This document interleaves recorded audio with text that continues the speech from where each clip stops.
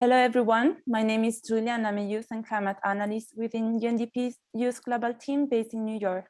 Welcome to the last episode before COP26, UNDP Youth Climate Tour, a dialogue series focusing on Vietnam.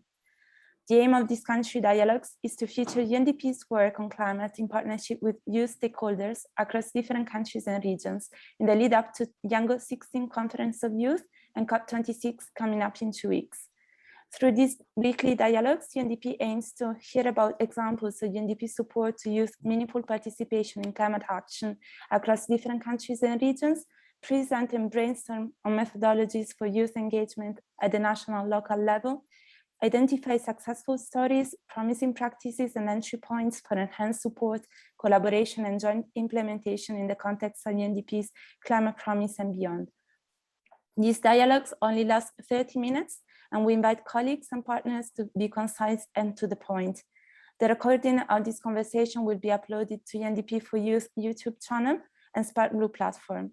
The outcome of this series will be featuring climate promise reports where relevant, newsletters, including the Loop, UNDP Youth Empowerment Update, and Capturing a Crease report that will be published on Spark Blue. I will now give the floor to our colleagues based in UNDP office in Vietnam, who will facilitate the remaining 25 minutes or so of this dialogue together with the youth partners. We remind colleagues to give some time at the end to answer any questions from participants. Thank you. Over to you. Great.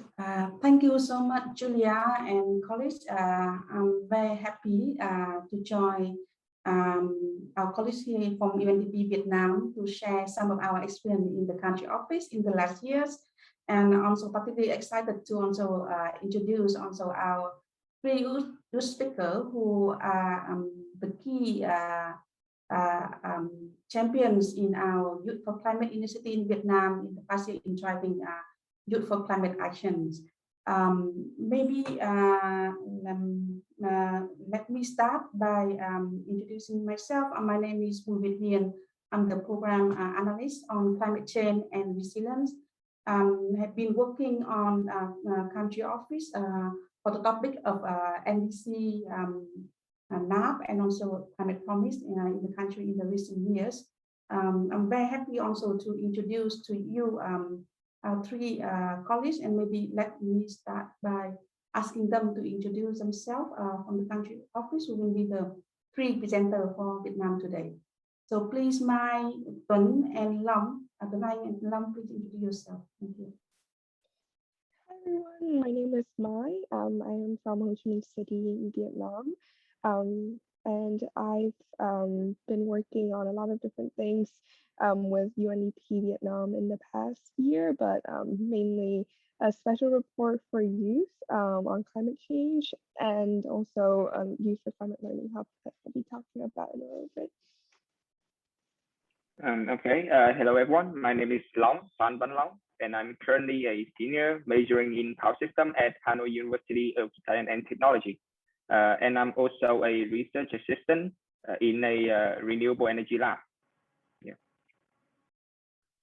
Hello everyone, my name is Tuấn. I'm from Hanoi, Vietnam, and I've been working in youth empowerment and engaging with young people for nearly a decade.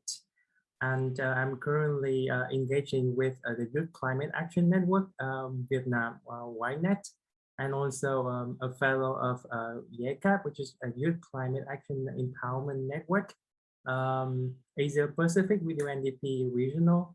I'm very happy to be here with all of you to share my working with youth experience. Thank you very much. Excellent. Maybe let me start by sharing why we bring our three outstanding colleagues here today. And maybe let me start by sharing what UNDP in Vietnam is doing and why we work with our three youth in the past year and what we have done so far. So I hope you can see the screen now. So like I said, since last year, UNDP has launched a climate program, climate promise program in Vietnam, and we particularly emphasize the work for youth and really trying to highlight how youth can also be a key actor in the current Vietnam NDCs. While we have been supporting the NDC of the government, we always see that we haven't done enough in addressing some of the long-term issues that really is also the concerning of the youth. And in the recent UNDP survey and people climate post, it's also very clear that majority of the youth in the global as well as in Vietnam really concerned about climate change, and they really would like to take more active role in this area. That is why last year we start our initiative, and among the intervention under the climate promise for Vietnam, we have a dedicated work stream on youth for climate. And particularly for that initiative, we emphasize on really producing as a first step one special report that should be done by the youth and for the youth to share their voice. We start the work in the 3 regions and conduct 3 regional consultations. And the focus is really on 14 which were identified as the key priorities of Vietnam NDC, where we particularly see that the youth can play a stronger role than what Vietnam NDC is about recently. And through the 4 themes, and even regardless of the COVID-19, we have successfully conducted 3 youth dialogues at different level, dealing with the scientists, talking with the policymakers, interacting also with the global youth and younger, so that we can really exposing the youth to different dimensions of knowledge and science and experience, so that they can crafting their special report. The initiative have been carrying out for 2 years until today, and we really working with the key partner, including the focal point of Vietnam to UNDP, Department for Climate Change and Ho Chi Minh Youth Union. We also work and align very closely with the two co-chair of COP26, Thai and Italy embassies. We also liaising with 3 outstanding youth network, youth-led CSO, including Chain, Live and Learn, and Wide Act, who are actually supporting us in building the coalition of youth across the 3 regions of Vietnam. And particularly, we partnering with more than 300 active youth across Vietnam to carry out the activity until today. And it's come to a number of results that I would like to invite our 3 colleagues to introduce. Number 1 is really on the youth special report and the climate learning hub will be shared by Mai Huang and sometimes also in interaction with Long. Secondly, on the second initiative and successful outcomes is the establishment of the independent youth climate network will be shared by Tuấn Anh. And later on, also with Mai and Long, they will share about how innovation by youth can change and be active drivers for us all to contribute to Vietnam NDC in the coming time. So maybe let me start by inviting Mai to start your sharing about your journeys and how you have start your work with climate report for Vietnam. Thank you. Yeah, thank you, Chị Hiền. So hello again for those who have just joined. My name is Mai. I would say my background is very much related to writing stories about climate change because I was very involved with the journalism club at my school when I was in high school. And then that sort of led to me just doing a lot of writing on these topics. So then actually I first became engaged with Youth for Climate in UNDP Vietnam through writing a special report on youth climate action in Vietnam. So I have a little presentation for everyone as well. So this special report, it actually was very much also a journey to develop the report. We UNDP had 3 different regional consultations in Vietnam. The 3 biggest regions are of the North, the Central, and the Southern region. And then there were 3 consultations in 2020 and it was a national write shop, which happened in early December 2020, where myself and 20 other youth authors gathered together in order to have discussions and really compile the input that we have from the different regional consultations and also an independent survey of youth that we ran in order to compile a meaningful report. So the report started in December and then was further developed into 2021 and was finally launched in May of 2021. So it's been 5 months, it's kind of crazy. We handed over to the COP presidency, Alex Sharma, as well as the government of Vietnam in May. In terms of why this report I think means a lot to youth in Vietnam. It's the first time that we have a report on youth climate action here that is written by youth, for youth and about youth, in proposing very concrete accelerators to resolve some of the key bottlenecks that we ourselves found, that we were experiencing and our peers were experiencing. So I think overall it's been a really interesting democratic and youth-led process where we really were able to design how we wanted to do the report. And in total, we had more than 400 young climate leaders who joined in this consultation, surveys, and interviews that I mentioned before. So really this report is trying to represent the view of youth who have been engaged in various capacities with climate action networks and activities in Vietnam. And then the 4, I guess, key action themes that we highlighted in the report were mitigation, adaptation, nature-based solutions, and climate policy in the national context of Vietnam. So I guess I want to go into a little bit more detail as to the 4 different themes, because I think when you talk about climate action and youth, usually, you know, you think of the same stereotypes, maybe in the media, when you see youth, when you think about maybe raising awareness, I think those are some of the very, I guess, like, for lack of a better term, quote unquote, stereotypical activities that are associated with youth climate action. But what we really found when doing research and talking to our peers for this report was that in Vietnam, climate action really takes many different forms. And youth are also experiencing different bottlenecks and are active to different degrees in the different climate action themes that we identified. In terms of mitigation, we really see a lot of independent youth-led networks pioneering solutions and innovations, a lot of groups working on waste management and trying to reduce emissions there, or throughout the life cycle of different products. A lot of groups working on circular economy, on renewable energy transition. And then we have nature-based solutions through especially the Ho Chi Minh Youth Union. They're quite active in promoting youth planting trees in their local school districts. And there are also a lot of youth pioneering agricultural, climate smart agriculture solutions. We also have climate adaptation is a pillar that youth is also involved in, but I'd say we found that typically in this case, they join larger networks that are led by NGOs or led by the Ho Chi Minh Youth Union. It's a little bit harder for youth to independently in small groups come up with climate adaptation projects. And also in general, there's more need for knowledge in this field.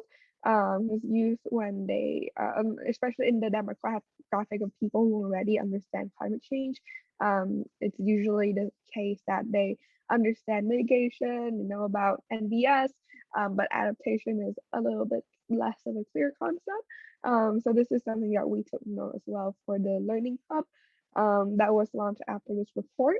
And then climate policy is an area that youth are also becoming more engaged through the youth union, through also independent networks like YNET, which my colleague will talk a little bit more about.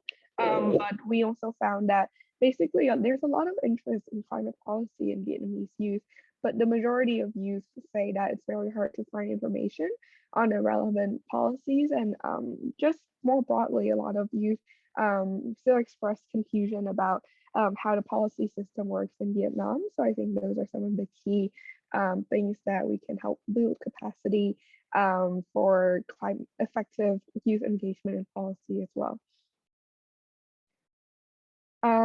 So as Jihyun already mentioned before in the slides, I'm just going to quickly go over this slide. 3 key accelerators mentioned in the report that have already happened since the report was launched was the Youth for Climate Learning Hub. It is actually going to be launched this Friday. We're recording this on a Tuesday, and so in less than 3 days, the Learning Hub will be launched. Very exciting. And the Learning Hub has been something that we worked on with the Youth for Climate team at UNDP and also independent youth involved throughout the special report writing, and also just a lot of other people who joined later on in the process to curate the hub. Was quite exciting. Long is one of those, and he will be speaking from his perspective. But I can also actually show you a sneak peek in a little bit about how the hub looks like. And you're getting to see it 3 days earlier than the official launch. So that's quite exciting. And then, of course, out of the Right Shop that happened last December, YNET was formed. So YNET really formed from this realization that there is a desire for independent youth groups to become better allies and form a network so they can share knowledge and experience and really work together more effectively. So that is YNET. And then also UNDP Vietnam just finished the Youth for Climate Innovation Contest as well. And Long was also part of that process. And actually there were a lot of very interesting youth innovations proposed, especially outstanding in agriculture and in energy is what Long has been working on.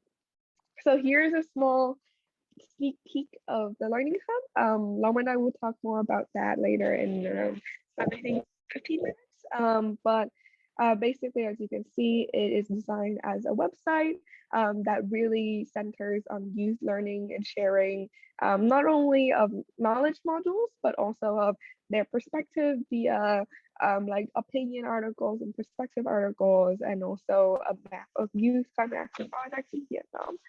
So thank you for listening. That is for now the end of my presentation. And hopefully if anyone has questions, I'd love to hear about them in the chat. And I will hand over the floor to my colleague, Tuấn Anh, who will share more about YNET.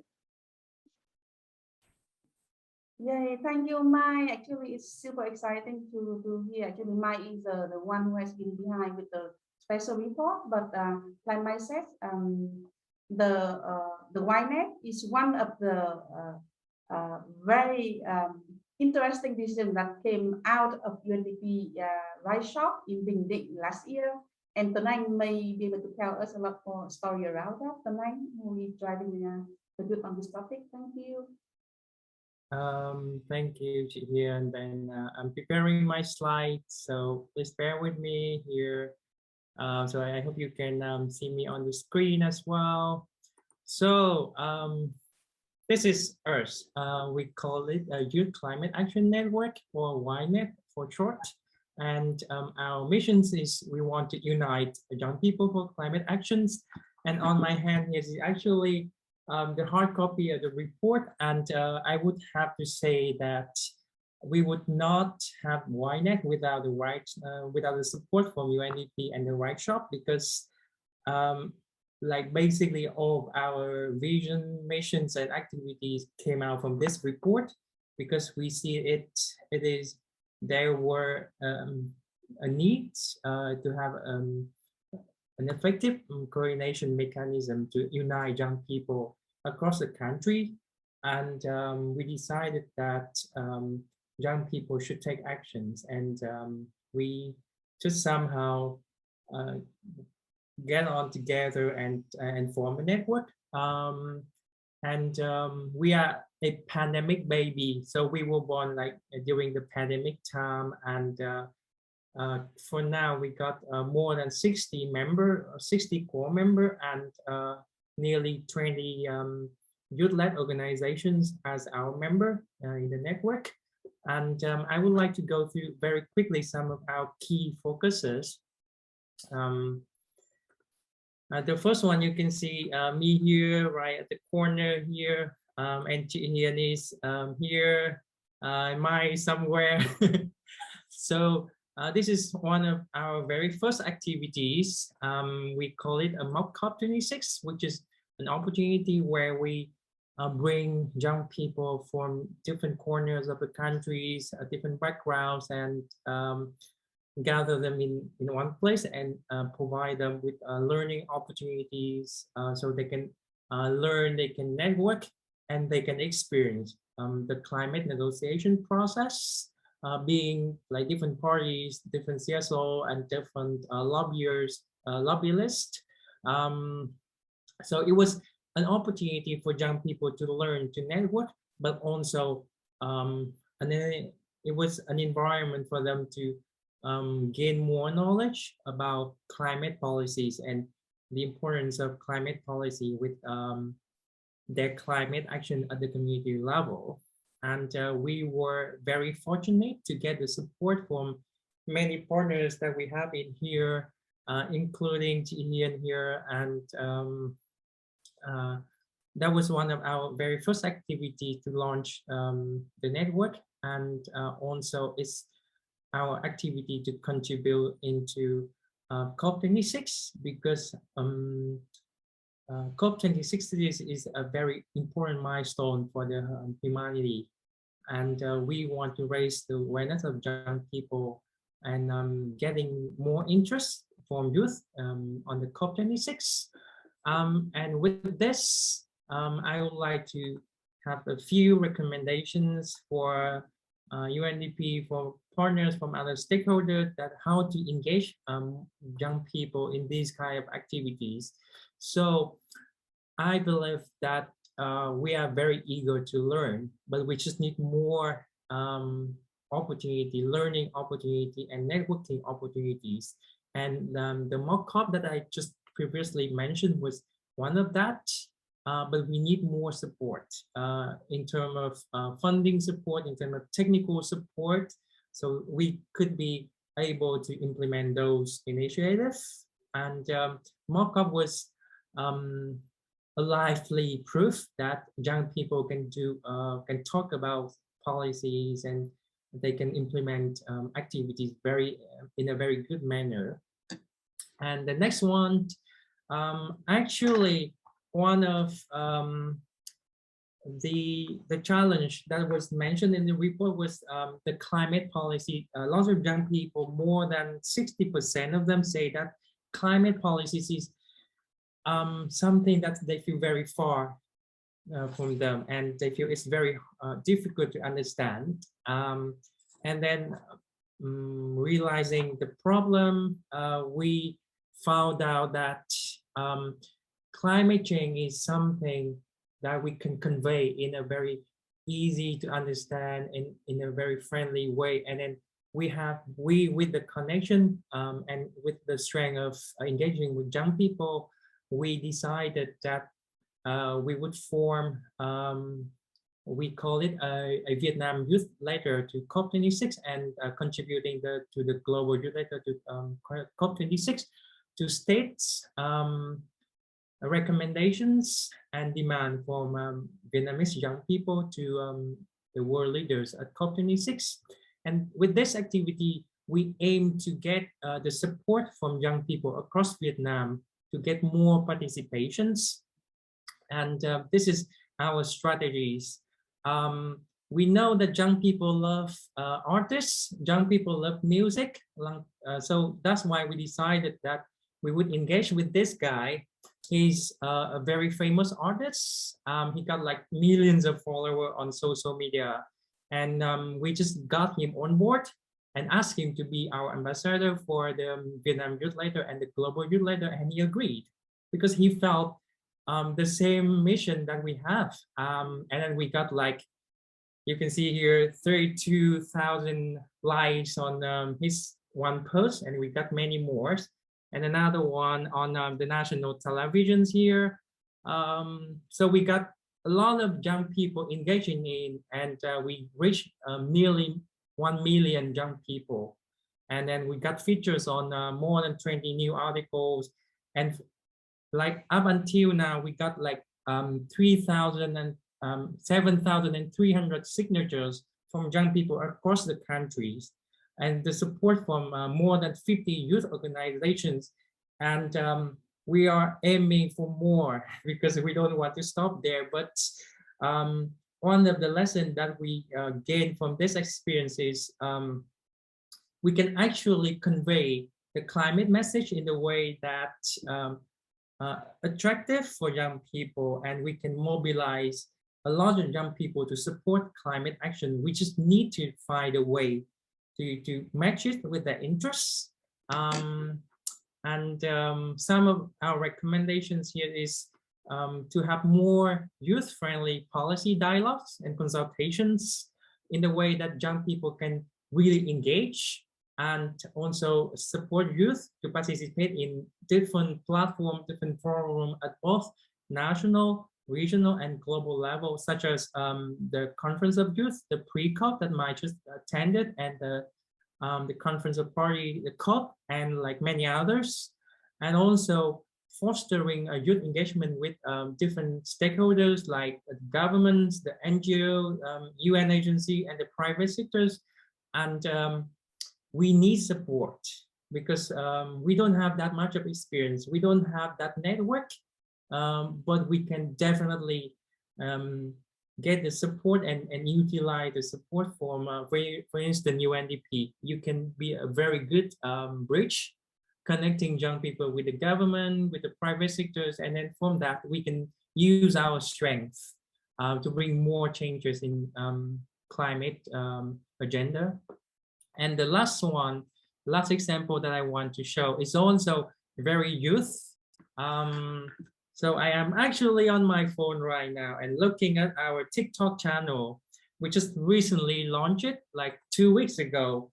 And now we are reaching like 1 million views. In just like we got 2 more people to reach 1 million views. And it's very engaging on TikTok. And so basically we got our trending videos on ocean protections, on IPCC report. Very surprising. That's IPCC's report is on TikTok trending. And we got global warming on trending, and we got like 400,000 reach on one video about IPCC report. And so that's the reason why I want to show this example is usually we see climate change is only for scientists, for experts. But we want to prove that it is for everyone. It's everyone's business, and young people can really take actions. We just need to find the way to convey the message that is youth-friendly, that is engaging for young people. And like this kind of channel is the good way to do it. And majority of young people, they get information from social media. So I comes with the few recommendations in here that stakeholders should utilize social media as a main channel to reach out to young people, to raise awareness and to empower young people to take climate actions, like the previous example that I just mentioned, and also ensure inclusive participation of young people from different vulnerable groups, access to internet, information and devices. For example, I'd like to go back to the global youth letter that we developed. We have it in Vietnamese and in English, but we also have it in Zarai, in Ede, in Khmer, and in Hmong, like different ethnic minority groups, like with their language. So we ensure that we can reach the most vulnerable groups and ensure that everyone can participate, not just like the majority. So that would be it from my presentations. But my very last point, I just want to say that youth are able to do many things. We just need to be enabled. Thank you very much.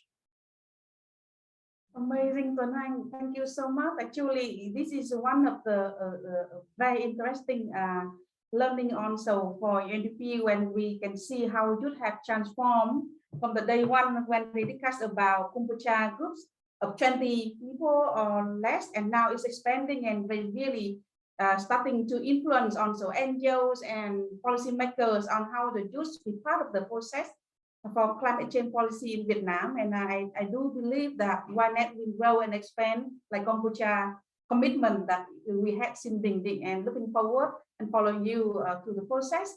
But also I would like to turn to another initiative where the youth also making a good progress. And like my report might say in her presentation, like youth are also very keen to move on innovation and energy, renewable energies. And Long is one of the examples of that. He has been quite active and being a very good example for youth in Vietnam who is working in power system at the university in his last year. But he received a lot of good recognition, including from recent UNDP innovation contest award at the third prize winner. But he also will have a lot of inspiring experience to share with other youth on how he can bring the initiation and initiative in Vietnam, but also across the borders to share with other countries. So Long, could you start with your experience, please? Thank you. Okay, I will share my screen now.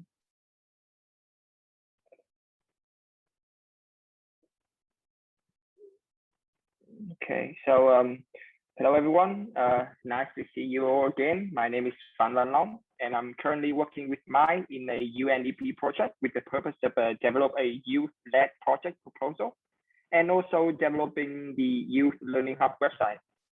So recently, Vietnam has witnessed an increasing number of youngsters who care about sustainable energy and climate change, and I'm also one of them.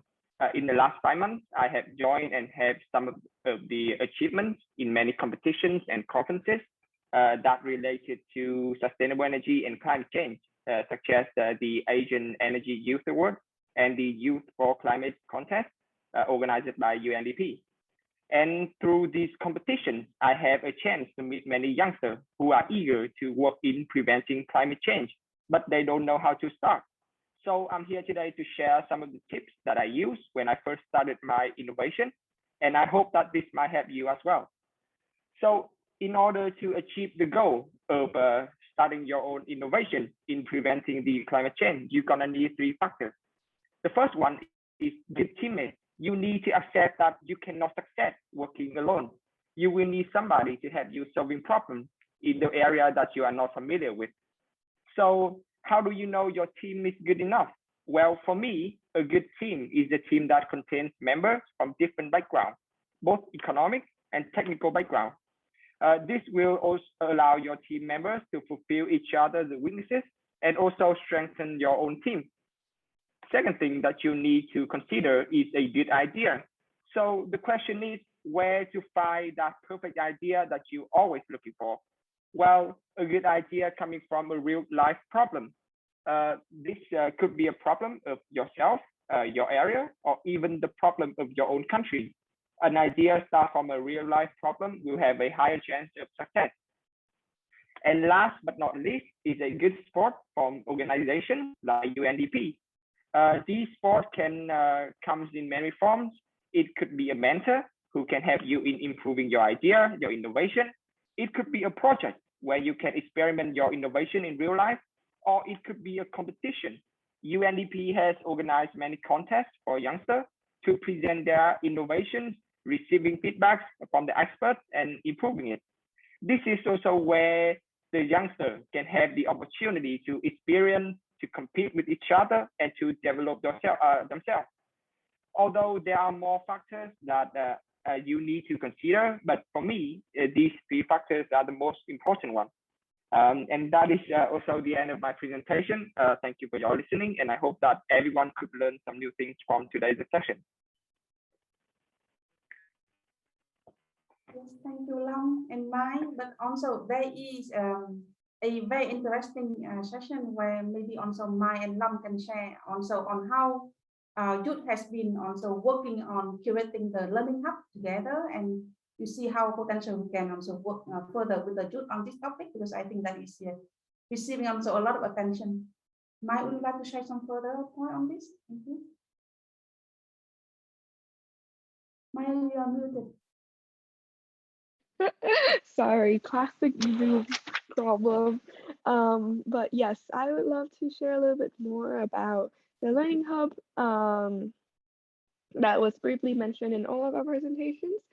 So drum rolls, the Learning Hub again will be officially launched in both English and Vietnamese in the next 3 days, which is quite exciting. We already have actually 50 test users who have been working with us to give feedback on the model. So really knowing that people are liking the content that is here is quite good to know, I guess. So this is still, there are a couple of things that we still need to update from here into Friday, but some quick features that I can point to. So here's our main page. You can see here that we're featuring 5 main themes for the knowledge modules: climate science, ecosystems, land use change, energy, materials and waste, and circular economy is also in theme number 4, and then number 5 is climate policy. In terms of energy is what Lau and I and a couple of others have focused on more. Specifically, we talk about energy sources, energy systems, and the transportation system as 3 different education modules. I could share a little bit as well. We had um, uh, in July a roundtable where we had more than 150 different youth participants who got together with NGOs, with other stakeholders in the energy sector in order to discuss these topics and also provided input for the Learning Hub team. So we really got input from a lot of different perspectives in developing this content. And also some youth voices articles that will be featured up here shortly. I guess I don't know if Lam has anything that he wants to add specifically about the energy theme or any of the other themes that we're working on. But actually, I also want to say, so after launch on Friday, what will happen with the Learning Hub? We are trying to get our first 200 users within the month, within October. If you're watching this and you're interested in becoming a user, we actually will have some small giveaways, some small presents for the first users who sign up. So please join the launch and stay tuned for becoming the first users. Once you finish each of these themes, you will be able to complete a quiz and then download a certificate based on your completion. And then we're also starting to discuss about future partnerships in order to really make this content more lively and easily digestible to use via different platforms. Of course, when we conducted a survey and also via the special report, we learned that youth do want to have a website or like a centralized hub of information where everything is clearly presented, so you can go on here and read or look at different information to all in one place. But of course, as Donghan presented, we know that that's not how you know about climate issues in the first place. So how do we promote this site? How do we get more users on it? We will be of course working closely with YNET on making sure that this learning hub reaches the most youth, as well as we're also going to have a partnership going forward with a key CSO in Vietnam, Green ID, working on energy issues and developing a key group of youth leaders who are knowledgeable about that topic. So Long, do you want to share a little bit more about the youth energy TOT with Green ID? Actually, I don't. I haven't prepared anything for this. anything that you want to share, because we actually just had our onboarding call with Lom and 2 other youth who will be moving forward and leading this group of youth energy POT like 5 hours ago. So it's also quite exciting that we're launching that like pretty much right after the launch of the Learning Hub.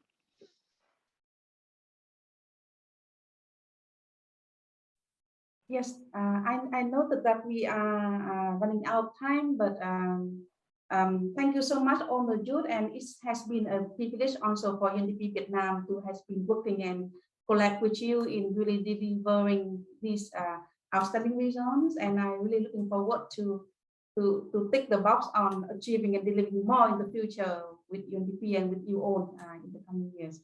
Back to you, Julia.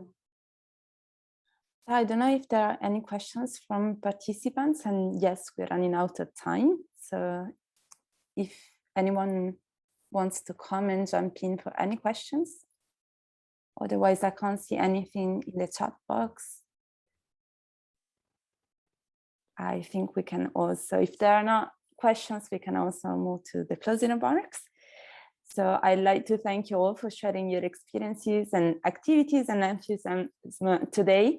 So happy to have concluded this dialogue series with Vietnam after hearing successful stories of youth empowerment and climate action from North Macedonia, Rwanda, Malaysia, Honduras, Panama, Sao Tome and Principe, Iraq, Lebanon, South Africa, Argentina, Niger. So as I was saying before, a crisp report summarizing the Youth Climate Tour series will be soon available on Spark Blue. And I invite all of you to check out the previous episodes on YouTube at UNDP for Youth channel. We remind participants to stay tuned and follow Yango Conference of Youth starting up on 27th of October in Glasgow, as well as check out The Loop, which is UNDP Youth Empowerment Update, our newsletter coming out beginning of November, and also to join the Dear World Leaders campaign launched by UNDP, so that if you have any key messages that you would like to send to world leaders, they will be displayed on the first day at COP26. And also stay tuned and follow our updates on Spark Blue on our youth page and on Twitter at UNDP for Youth. So see you at COP26. Bye, thanks a lot. Thank you, Julia. Thank you all, and Thank wish you a you. great day. Goodbye. Bye. Thank you, Julia. Thank you, Bye. Jihyun, and everyone. Thank you, everybody. Cảm ơn các em nha.